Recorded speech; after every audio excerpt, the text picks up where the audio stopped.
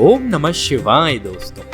रुद्र संहिता कुमार खंड पंचम खंड गणेश विवाह। ब्रह्मा जी ने नारद को बताया, हे मुनि श्रेष्ठ, अब गणेश का लालन पालन शिव पार्वती बड़े लाड़ प्यार से करने लगे।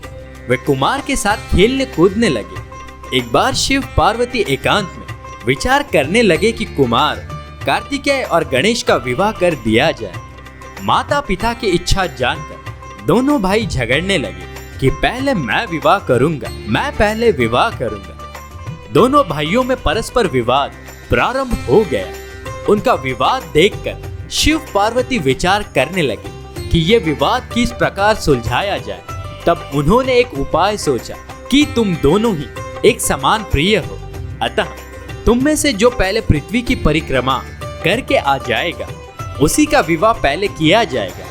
ये सुनकर कार्तिकेय जी पृथ्वी की परिक्रमा के लिए चल पड़े, परंतु गणेश जी ने बुद्धि लगाकर सोचा कि मुझे क्या करना चाहिए। बहुत सोच विचार करके वे माता पिता से बोले, आप दोनों सिंहासन पर विराजमान हो जाइए, मैं आपकी पूजा करना चाहता हूँ। तब शिव पार्वती सिंहासन पर बैठ गए।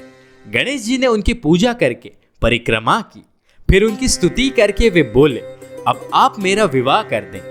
शिवजी ने गणेश से पूछा, क्या तुम पृथ्वी की परिक्रमा कर आए? तुम भी शीघ्र परिक्रमा करने जाओ। कुमार तो चले गए हैं। गणेश जी हाथ जोड़कर बोले, जब मैंने आपकी 7 बार परिक्रमा कर ली, तब आप कैसे कह सकते हैं कि परिक्रमा कर आओ? क्या इनमें पृथ्वी की परिक्रमा नहीं हो गई? क्या ये वेद शास्त्र असत्य हो जाएंगे? पुत्र की यह बुद्धिमानी की बात सुनकर माता पिता चुप हो गए।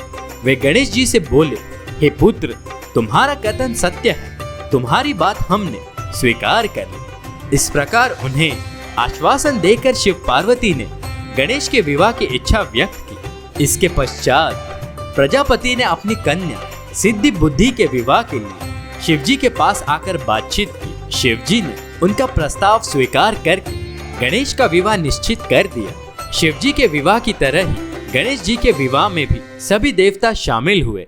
काफी समय के पश्चात गणेश जी के सिद्धि से क्षेम और बुद्धि से लाभ नामक 2 पुत्र उत्पन्न हुए। इसके पश्चात कुमार कार्तिकेय पृथ्वी की परिक्रमा करके लौटे। नारद जी ने रास्ते में ही कार्तिकेय को सब समाचारों से अवगत करा दिया। समाचार जानकर कार्तिकेय के क्रोध की सीमा न रही। वे माता पिता को प्रणाम करने के पश्चात क्रोंच पर्वत पर जाकर तपस्या करने लगे। कुमार के विरह में पार्वती जी को बड़ा भारी दुख हुआ। ओम नमः शिवाय दोस्तों।